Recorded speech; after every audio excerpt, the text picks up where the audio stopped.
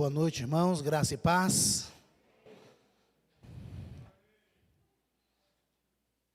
Nós vamos abrir a nossa Bíblia, lá no livro de Gênesis, capítulo 19, apenas um versículo, para a nossa meditação dessa noite. Gênesis 19, versículo 17.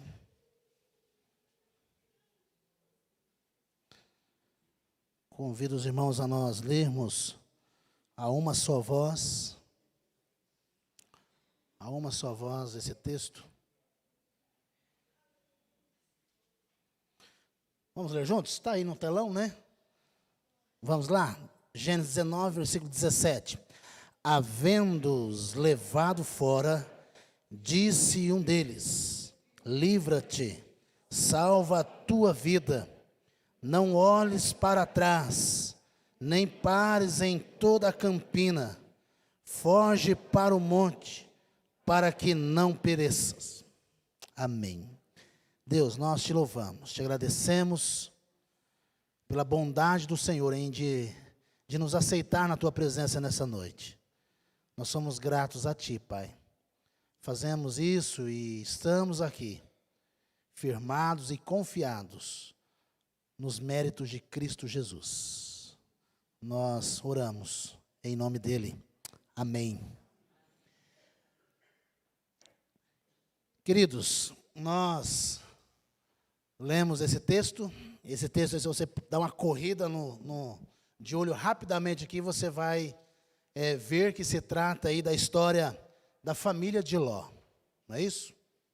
A família de Ló, onde nesse momento crucial da vida deles, aqui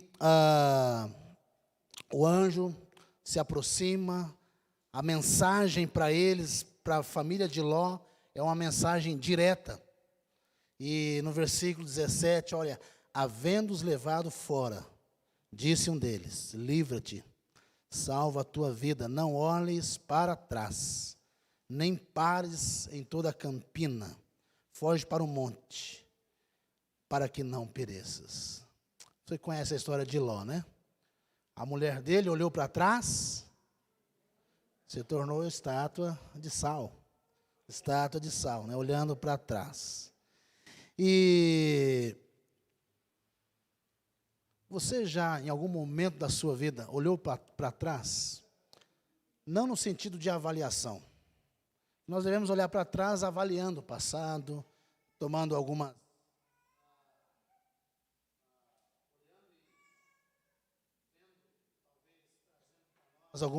lições, né? Mas, nesse sentido, olhar para trás, como a mulher de Jó olhou. Você já olhou alguma vez tentando desistir? Uns dias, nós, no encontro de pastores, aliás, acho que foi no presbitério, né? Na reunião do nosso presbitério, o pastor trouxe a mensagem ali para nós, e ele falando sobre desistir do ministério. E aí ele falou o seguinte, que na maioria dos aconselhamentos com os pastores, né, levanta-se a estatística, né? Geralmente o pastor quer desistir do ministério na segunda-feira. Chega na segunda, ele quer desistir de tudo. É o momento onde ele parece que reflete, e aí ele fala: vou desistir de tudo. Geralmente, os pastores na segunda têm essa tentação, né? Desistir de tudo. E olhar para trás traz essa sugestão de desânimo, de talvez fracasso, de uma vida que não está muito boa, e você começa a olhar para trás. No YouTube, se você olhar aí algumas chegadas de atletas que estão correndo, né, seja de a pé ou seja de bicicleta mesmo, você vai notar que ao olhar ele para trás, ele está em primeiro. Ao olhar para trás, para ver quem está, quando ele volta o seu olhar, ele tropeça e cai, e ele que era primeiro agora passa a ser o terceiro, o quarto, porque os outros estão passando na frente dele. Olhou para trás, um momento de bobeira na vida, não é? Os outros ultrapassam ele, e ele perde a corrida no sentido de não ser o primeiro. E esse não olhe para trás aqui desse texto, traz para nós uma recomendação. talvez mais apropriada para aqueles que estão em momentos de transição na vida. E nesse momento de transição, de mudanças, né, a nossa tendência é ficar desconfortado com as mudanças. A gente se sente desconfortável com mudanças na nossa vida. Nós não lidamos muito bem com essas mudanças, especialmente se nós estamos bem adaptados onde nós estamos. Talvez você já passou isso no seu trabalho, na sua vida profissional, não é? Mudar de uma hora para outra, de cidade, de escola, de casa, você teve que mudar, e isso trouxe para você, às vezes, um desconforto, né? Uma insegurança. Então, nós, quando precisamos de mudar, nós temos, às vezes, algumas dificuldades. Nós temos dificuldades. E a tentação que nós temos é olhar para trás. Nesses momentos de transições, quando nós passamos por essas situações, nós temos a tendência de olhar para trás. Por quê? Nesse olhar para trás está envolvido uma palavrinha chamada saudosismo. Nós olhamos para trás, a tendência de olhar e falar assim, olha, bons tempos eram aqueles. Bons tempos eram aqueles lá atrás. O saudosismo fica dentro do nosso coração. Então, quando você é desafiado a mudanças, você começa a olhar para trás no aspecto do saudosismo, olhando para lá. Talvez na tentação de dizer o seguinte, que o velho tem muita virtude, no sentido lá atrás. Há muita virtude lá atrás. Há coisas muito boas lá atrás, né? Lá no passado. E você não está atento ao presente. Muitas pessoas estão ligadas ao passado. Muitas pessoas estão atreladas ao passado. Então, quanto mais o tempo passa, parece que mais aumenta essa tendência de contemplar o passado. Pessoas assim parece que vivem mais no passado do que no presente. Tem mais passado do que presente e futuro. Esse saudosismo, não é? E o povo de Deus faz essa constante análise no sentido de olhar para lá. Se você olhar lá em Números capítulo 11, você vai perceber que o povo de Israel estava saindo do Egito. Capítulo 11 de Números, versículo 4 e 6 diz assim, e o populacho que estava no meio deles, veio ter desejo das comidas dos egípcios. Pelo que os filhos de Israel tornaram a chorar e também disseram. Tem como colocar? Colocou? E também disseram, quem nos dará carne a comer? Lembramos dos peixes que no Egito comíamos de graça, dos pepinos, dos melões, dos alhos silvestres, das cebolas. Agora, porém, seca-se a nossa alma, e nenhuma coisa vemos senão este maná. E é interessante que quando você, volta por favor, 11, o 4. E o populacho, quem que é esse populacho aqui? Gente que não era do povo de Israel. Gente que estava no meio de Israel. E esse povo que não era de Israel, começa a reclamar e falar, olha, lá no Egito era muito melhor. E aí o texto vai dizer o seguinte, pelo que os filhos de Israel tornaram a chorar também. Os filhos de Israel até estavam focados na travessia do deserto. Mas havia um populacho, gente que não era de Deus, e começou a inflar no coração, no ouvido deles. E aí Israel falou, não é verdade, né?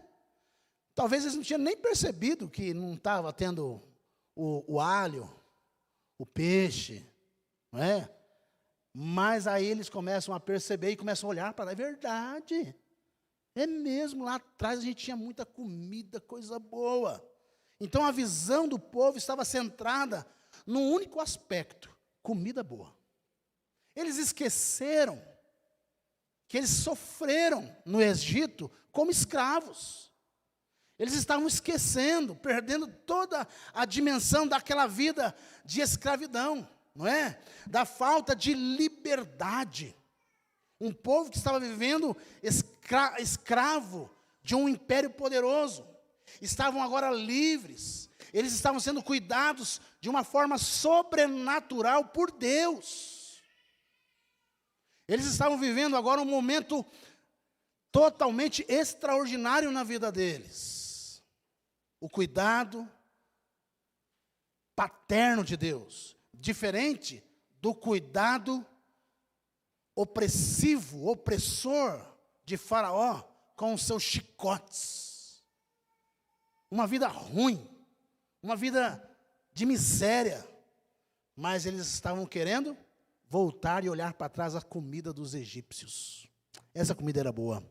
Então o prato, ou os pratos que eram servidos lá no Egito, por mais que havia uma abundância, eram pratos de miséria, de vida ruim, de vida amarga, de abandono, uma vida de opressão constante. Então, apesar disto, eles estavam sedentos novamente por esses pratos. Olhar para trás. Olhar para trás. E nós aprendemos uma lição com isso. Parece que quanto pior for os nossos dias, talvez a tendência que nós temos de olhar para esses dias com saudade ainda.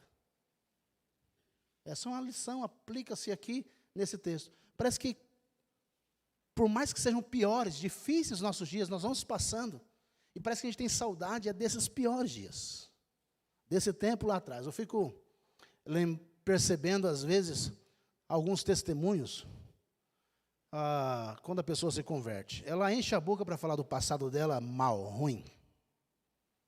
Ela enche a boca para falar do passado vergonhoso. E quando fala de Cristo é algo muito rápido. Deus mudou minha vida, eu também. Parece que ainda olha para o passado com um certo desejo ainda de estar lá.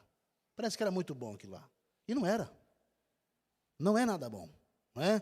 Então nós temos essa tendência de olhar para lá, para trás, com um certo romantismo. Com uma certa saudade. Mas se nós formos bem realistas conosco mesmo, nós vamos perceber que esse olhar para trás, olhando para tudo aquilo que passou, talvez esse passado não foi tão bom assim para nós. Não foi um passado tão legal para nós, não. E esse é o perigo de nós vivermos uma vida assim. Nós deveríamos avaliar melhor a nossa vida. Como Israel deveria ter avaliado melhor a sua vida lá no Egito. Se eles fossem sinceros com eles mesmos, eles iam perceber que a memória deles estava sendo uma memória distorcida da realidade. E como nós temos essa facilidade de distorcer a memória, da nossa vida, da nossa realidade. A gente acha que lá era melhor, que não sei o que lá é melhor. Sempre fala, que parece que o pasto do vizinho, o campo do vizinho parece que é melhor. Nós esquecemos de olhar para dentro de nós e ver o tanto que Deus é bondoso para conosco. O tanto que Deus é providente para conosco. A gente olha para lá, a gente olha para cá, a gente olha para todos os lados, mas a gente esquece de ver que Deus tem te abençoado no lugar onde você está. A família que Deus te deu. A história que Deus te deu. O trabalho que Deus te deu. Por mais que tenhamos lutas, nós devemos entender que em tudo isso é Deus que está na frente, na direção da nossa vida. Um outro sentimento, outro aspecto, não apenas do saudosismo, mas talvez ressentimentos. Os ressentimentos fazem com que nós ficamos presos lá atrás. Presos, totalmente presos. Lembramos de pessoas que fizeram a gente sofrer. De pessoas que feriram nosso coração e culpamos elas pela situação que vivemos hoje. Então nós ficamos presos ao passado. E de fato, muitas vezes nós somos feridos. Mas se nós ficarmos olhando o passado, a nossa vida vai parar. A nossa vida vai acabar. Se você ficar preso nesses ressentimentos, se você não resolver no seu coração perdoar, viver o que Cristo recomenda que nós vivamos, que a palavra de Deus diz para nós vivermos, a nossa vida vai parar. Você vai morrer, você vai secar. Você não vai produzir frutos. Porque há ressentimento dentro do teu coração. E esse ressentimento não pode criar raiz de amargura. Porque se cria raiz de amargura, você paralisa. Em outras palavras, vira estátua de sal. Vira estátua de sal. Há uma música brasileira que diz assim, um dos refrões das frases, né? Só encontro gente amarga, pendurada no passado. Pessoas amargas, penduradas no passado. Pessoas presas nas ofensas, se tornando vítimas de tudo, exclusivamente vítimas de Deus, da vida. Pessoas que se tornam vítimas da igreja, não é? Pessoas que vivem essa vida amargurada, confusas, totalmente perdidas dentro da sua realidade. Porque o passado tem sido um empecilho para ela. O passado tem sido uma barreira difícil para ela transpor, para viver um presente glorioso. O passado é uma pedra. Olha para lá com saudosismo, com ressentimento. Queridos, a mulher de Ló, ela vira uma estátua de sal. Essa é a história desse texto. E talvez nós nunca vamos explicar aqui, né, exatamente o que é isso. O que é virar essa estátua de sal, né? Você tem a curiosidade, de repente, de ter visto essa estátua. De ter visto esse fato acontecido.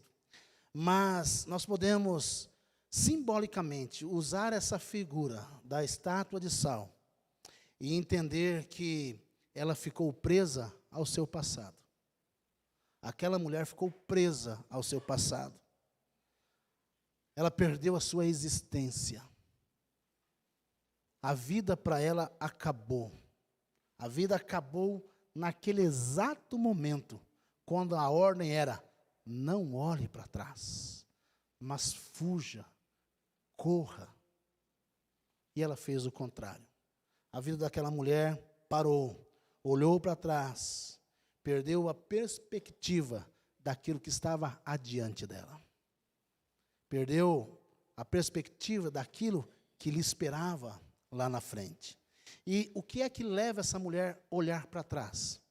O que levou essa mulher a olhar para trás e descumprir aquela ordem? Nós vamos perceber aqui que ela não conseguiu lidar com aquilo que ela deixou lá. Não conseguiu lidar com aquilo que ficou lá atrás. Ela, então, se nós olharmos e analisarmos o texto, nós vamos perceber que ela estava perdendo muita coisa, aquela mulher. Ela estava perdendo os seus bens.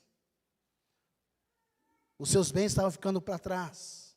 Quando Abraão vem da Mesopotâmia, então, para a terra de Canaã, Deus permitiu que eles trouxessem muitas coisas, gados, joias. E essa mulher, ela não pode levar nada dessas coisas. Olha só. Havia muita riqueza, havia muitas coisas envolvidas, muitos bens envolvidos ali. Então elas tiveram que sair correndo, tiveram que deixar tudo rapidamente e fugir daquela catástrofe que estava para acontecer. Todos os seus pertences, tudo aquilo que pertencia a ela, a eles, estava ficando para trás. Pense você, receber uma ordem no meio do dia ou da noite para deixar tudo. Deixar tudo. Certamente os seus documentos vão ficar, as suas coisas vão ficar, né, as televisões, as louças, os móveis da casa, vão ficar tudo, você vai deixar tudo para lá. Foi o que aconteceu com a mulher de Ló. Ela teve as suas perdas emocionais também. Ali nós percebemos que seu marido, as suas 2 filhas, não é, vieram, estavam ali, mas aquelas meninas deixaram para trás os relacionamentos, as amizades, quem sabe ali, seus noivos, seus namorados, sei lá, deixaram para trás tudo aquilo, os seus relacionamentos emocionais, talvez se preparando para um casamento, aquilo foi deixado para trás, tudo ficou para trás, tudo, e aqueles que ficaram para trás, estavam mortos, todos eles morreram. Pense você, deixar relacionamentos emocionais por uma ordem. E essa ordem de Deus, não olhe para trás. Não olhe para trás. Talvez também o sentimento de perda de status de uma sociedade. Se você analisar a cidade de Sodoma, uma cidade soberba. Certamente uma cidade muito bonita, glamurosa, uma cidade admirada, uma cidade produtiva, talvez financeiramente bem desenvolvida. E quem sabe agora, essa cidade glamurosa que talvez causou tantas juízos sobre as demais cidades ao redor, por não serem como ela deixa de existir. E seus moradores vão ter que se refugiar nas pequenas vilas. O status agora de ser morador de uma cidade grande, de uma metrópole, deixa de existir. Ela vai morar na periferia. Então essa ideia, não é, de estar deixando tudo para trás, deixando de existir como a pessoa social, de relacionamentos dentro de uma cidade. Então nós vamos olhando e vamos percebendo. Ela não olhou e ela esqueceu de olhar as possibilidades que Deus estava dando para eles. O texto que nós lemos aqui, ele é muito claro. Corre, salva a tua alma, salva a tua vida. Ela preferiu olhar para aquilo que ela estava deixando, ao invés de olhar para aquilo que Deus estava providenciando. E geralmente é assim. No momento das nossas perdas, nós sempre olhamos para aquilo que nós estamos perdendo. É ou não é? A gente olha para aquilo que a gente perde. E a gente não consegue conectar essas perdas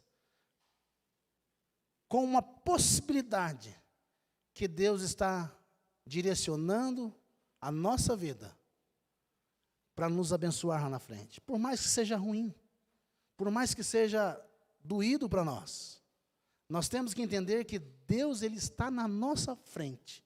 Ele está à frente de nós, guiando, guardando, provendo todas as coisas. Ele é Deus.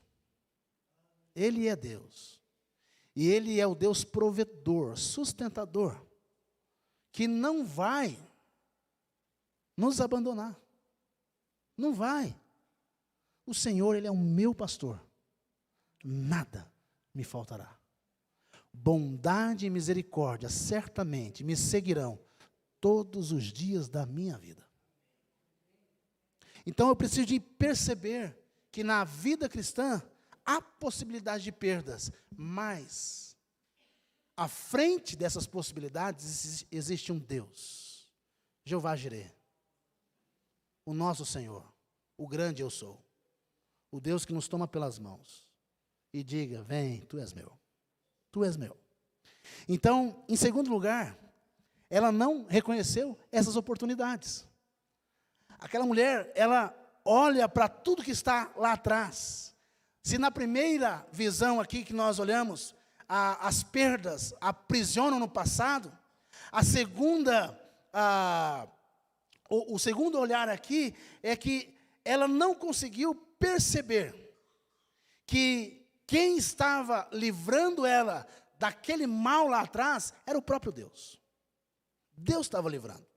Então foram os próprios anjos que tomaram eles pelas mãos. Olha só, os próprios anjos tomaram pelas mãos. Salva a vida de vocês.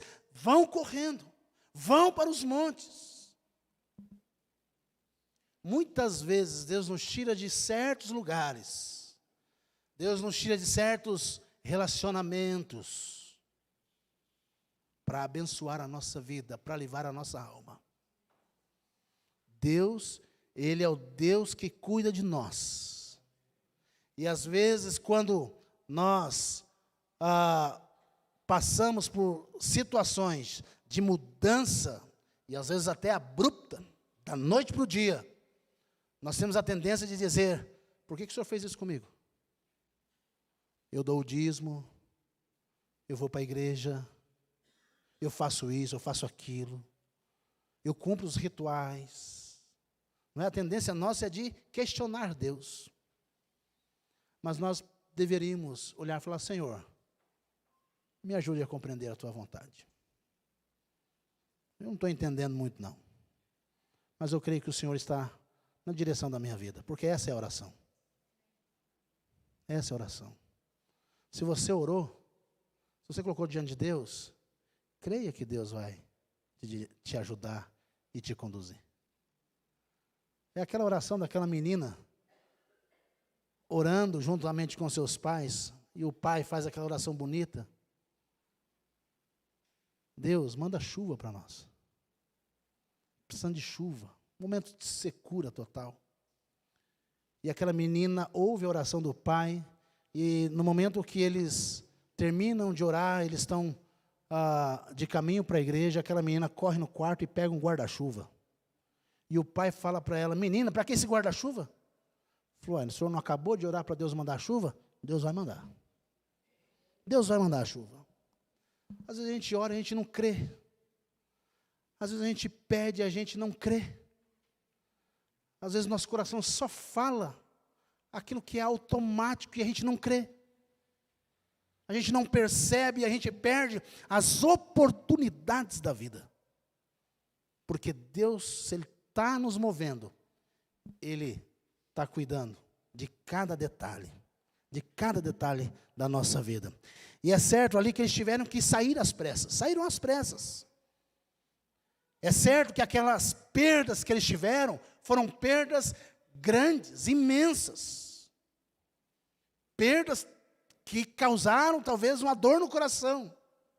Mas muito mais certo ainda é o fato que o próprio Deus é aquele que se encarregaria de livrar eles da morte. E isso não pode ser desconsiderado nesse texto. Muitas perdas, muitas.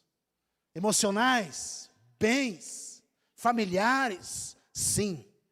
Mas o certo também é que quem estava tomando pela mão era o próprio Deus. Então, antes de nós chegarmos a qualquer lugar que nós formos, antes de nós tomarmos decisões que nós devemos tomar, mudar de cidade, mudar de trabalho, mudar até de casa, seja qual for essas mudanças, você precisa de ter isso na mente, que Deus estava lá antes de você ir para lá, que Deus já estava lá. Se você tomou essa decisão debaixo de oração e pediu a Deus, você tem que crer que Deus já estava te esperando naquele lugar. Ele já estava lá. Ele é quem direciona e cuida da sua vida. Ele não vai tomar decisões por você, mas você pode pedir a orientação dele para tomar as grandes decisões da sua vida. E certamente, Ele não deixará você só.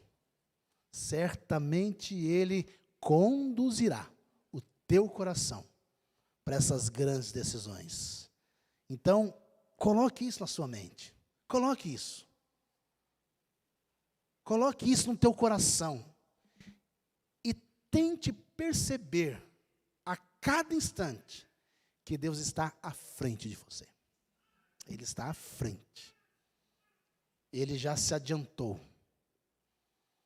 Ele já está lá. Ore, creia, coloque no coração esta percepção de um Deus que já te abençoou. Não é assim que nós cremos? Não é assim? Deus não vai me abençoar, Ele já me abençoou. Já me abençoou. Às vezes tem uma teologia errada, às vezes aí que o pessoal fica buscando a bênção, buscando a bênção. Irmãos, nós já fomos abençoados. Lá em Efésios é claro a carta, que Deus nos abençoou isso lá na eternidade. Lá atrás, Deus já decidiu que ia abençoar o seu povo. E não apenas o povo de Israel, o povo dele. Deus abençoou a toda a humanidade de certo aspecto, de certa forma, mas especialmente os filhos dele.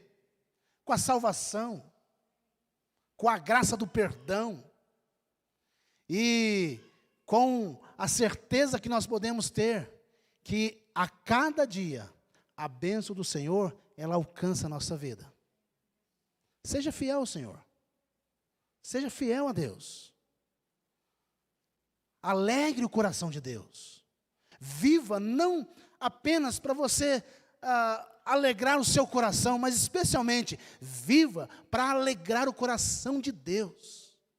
Para dizer, Senhor, eu quero alegrar o teu coração, eu quero fazer a tua vontade. Eu quero te servir melhor. Porque Deus tem prazer quando um filho dele se compromete com ele. E Deus tem prazer de abençoar os seus filhos que andam em obediência.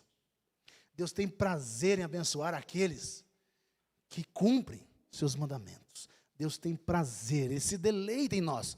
Não apenas nós nos deleitamos em Deus na nossa vida cristã. Nós nos deleitamos em Deus, não é verdade? Nós temos prazer em Deus. Nós cantamos, nós louvamos, lemos a palavra. E isso é deleitoso para o nosso coração. Como é bom ouvir a palavra de Deus em momentos quando a nossa alma precisa ouvir uma palavra e que nós entendemos que Deus está falando conosco. Como é deleitoso isso. Agora, a Bíblia também fala que Deus tem prazer em nós. Ele se deleita em nós. Quando Ele olha para o nosso coração e vê no nosso coração sinceridade. Um coração quebrantado. Um coração que é de discípulo, que quer aprender, que quer se submeter à vontade de Deus. Alguém que fala, Senhor, entra na minha casa, entra na minha vida, me transforma, me ajuda, Senhor. Eu quero ser melhor do que ontem. Eu quero te louvar melhor hoje, amanhã muito melhor do que hoje.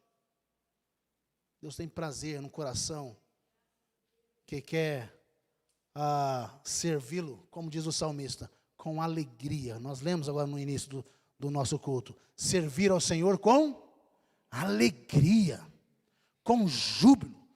Isso é ter um relacionamento de deleite. Nós em Deus e Ele em nós. Então a mulher de Ló, e talvez muitos de nós hoje, não conseguimos aí, talvez nós nos perdemos nessas circunstâncias da vida. E nós ficamos muito preocupados, para onde nós vamos, não é? Para onde nós vamos? E talvez a gente fica perdido nisso aí. E a questão não é para onde vamos ou aonde vamos. Mas a questão é, quem é que vai nos levar? Com quem nós vamos? Quem é que nos guia? Quem é que direciona? Se você olhar as palavras do apóstolo Paulo, lá se eu não me engano, na primeira carta, ou é na segunda? Não sei, capítulo 2. Capítulo 2 de 2 Timóteo, ou primeiro ou segundo, ele vai dizer o seguinte: fortifica-te na graça que está em Cristo Jesus. Não é onde, mas é em quem. Não é lugar, mas é em quem. Quem fortalece, quem fortifica é Cristo Jesus. É Cristo Jesus. Então nós não devemos questionar para onde vamos. A questão nossa não é onde, mas quem está conduzindo a história da nossa vida. E se é Deus que está conduzindo, Ele vai cuidar de todos os detalhes da nossa vida. O povo de Israel murmurou contra o Senhor. Moisés, então, ele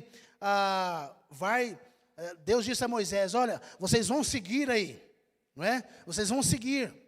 O anjo do Senhor vai acompanhar vocês. Aí Moisés falou assim, não, se o Senhor não vai conosco, nós não vamos sair daqui. Se a tua presença não vai, nós não vamos.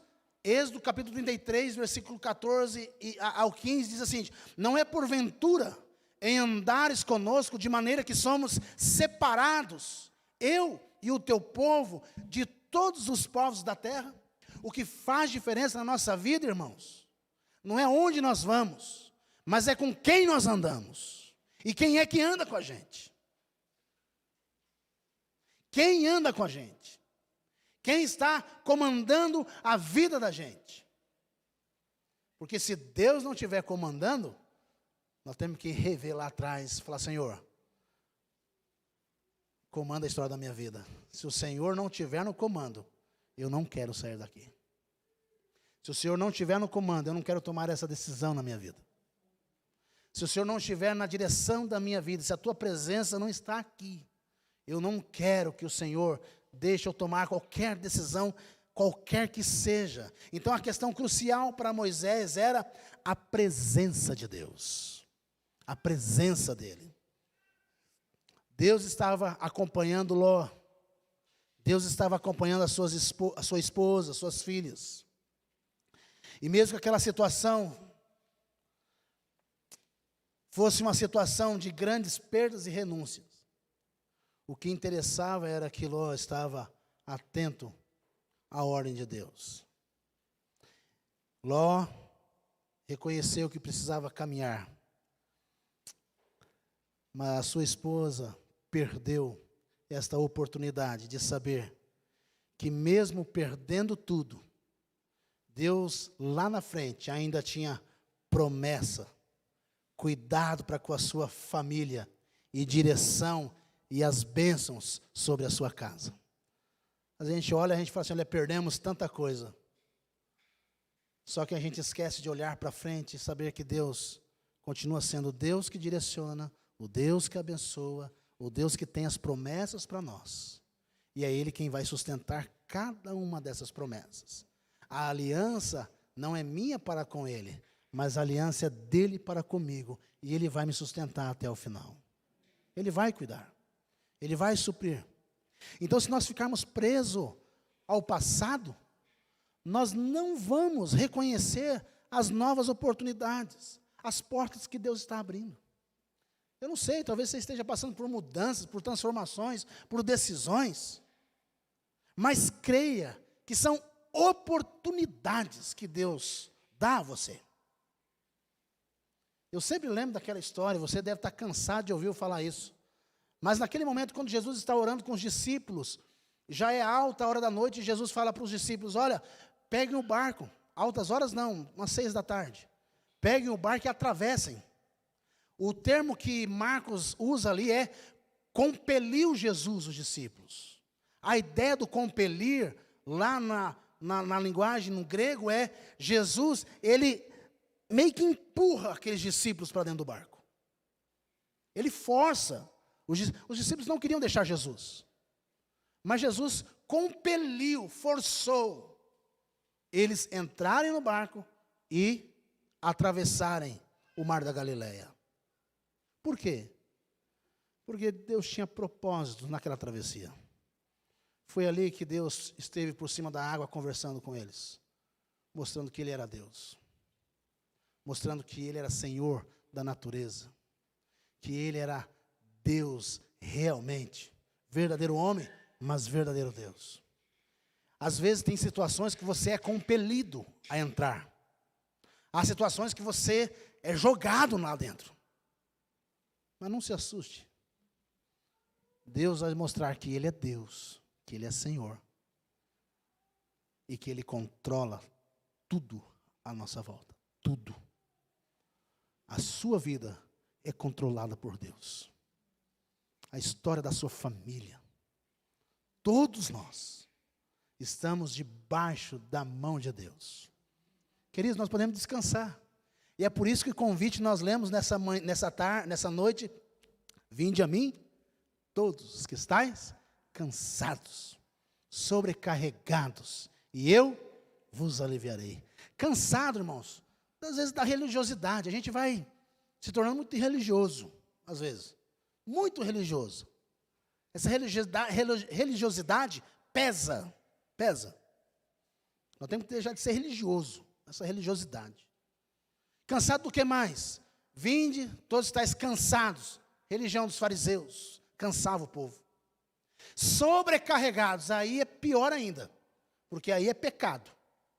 Não tem coisa maior na nossa vida que pesa mais na nossa vida que é pecado. Pecado pesa. Desanima. Pecado é ele faz a gente olhar para trás. Não tem coisa pior na nossa vida. E o convite para nós de Jesus todos os dias é: vinde a mim, todos que estáis cansados, sobrecarregados, e eu vos aliviarei. Essa é a promessa de Deus para nós. Isso é palavra de Deus para o nosso coração. E a nossa vida sempre é marcada por essa ideia aqui de perda, de conquista. Perda, conquista, não é? Perda, conquista. A gente vai ser sempre marcado por isso. A nossa vida é assim. Se você olhar para Filipenses capítulo 3. Filipenses capítulo 3. Tem como colocar para nós aí? Versículo de número 13.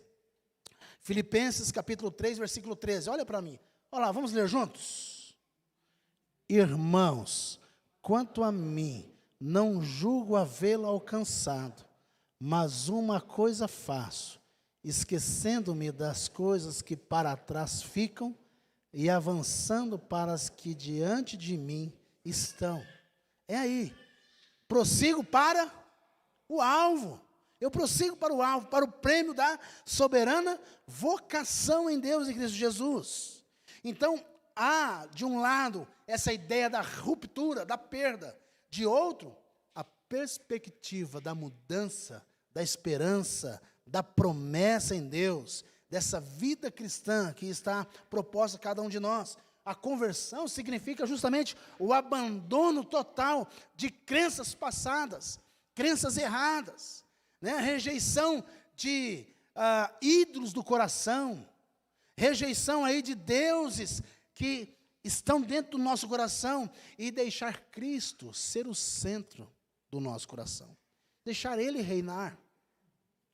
Nós fomos inseridos nessa realidade do reino.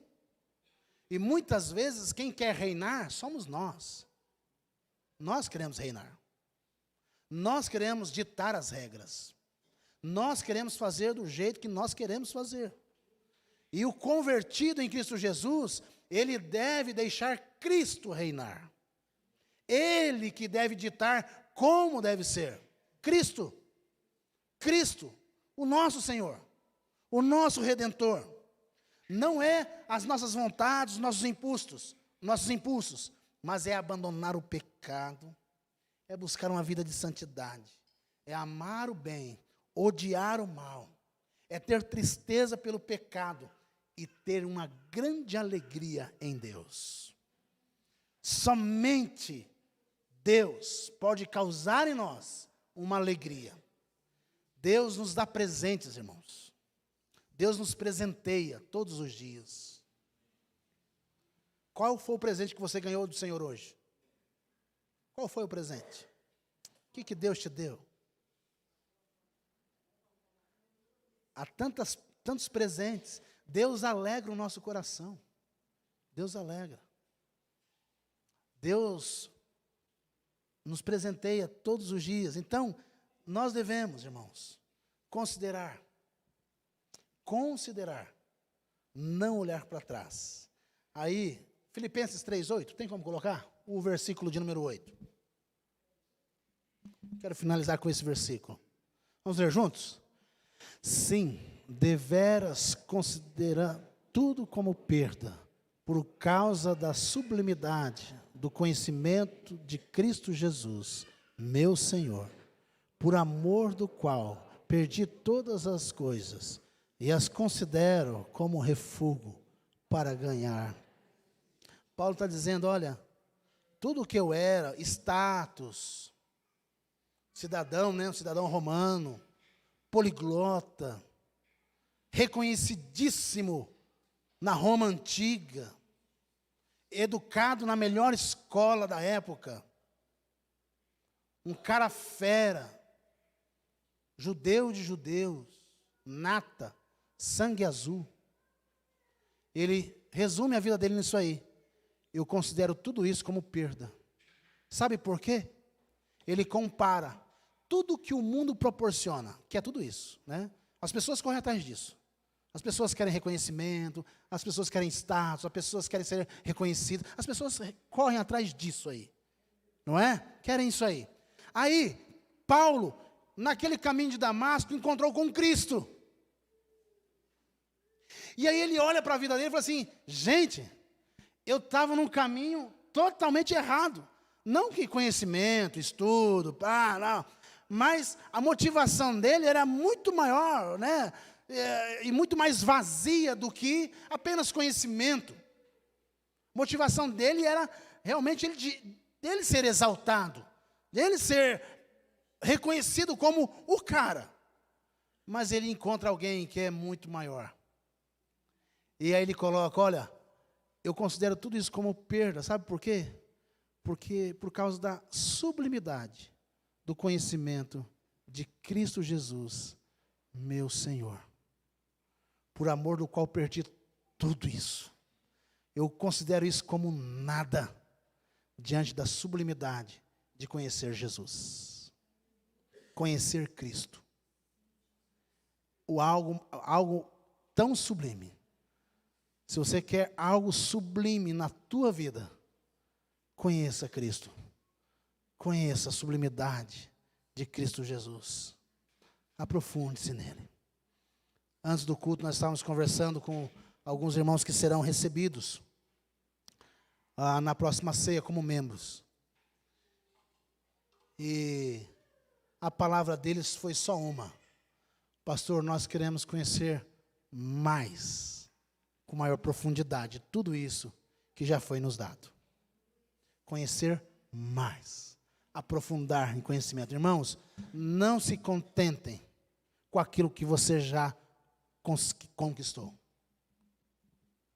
Não se contentem. Limpe teu coração. Limpe a sua mente. E deixa Deus, pelo Espírito Santo, renovar a tua vida. Restaurar a tua vida. Promover algo novo no teu coração. Isso deve queimar teu coração.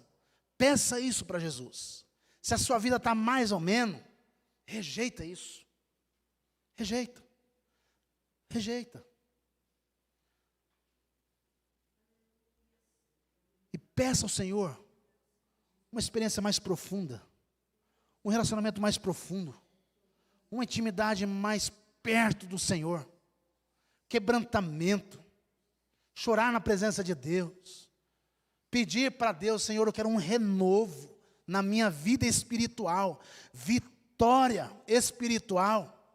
Vitória espiritual, queridos, é olhar para frente, onde Cristo está, com as promessas, com a direção sobre a nossa vida, é não ter mais nenhuma saudade do Egito, para trás, ficou para trás, agora eu corro para o alvo, que é Cristo Jesus, possibilidades, oportunidades, uma nova história, abandonando tudo aquilo que me prende, para viver uma vida que agrada o meu Senhor, que agrada o meu Deus. Que Deus te abençoe.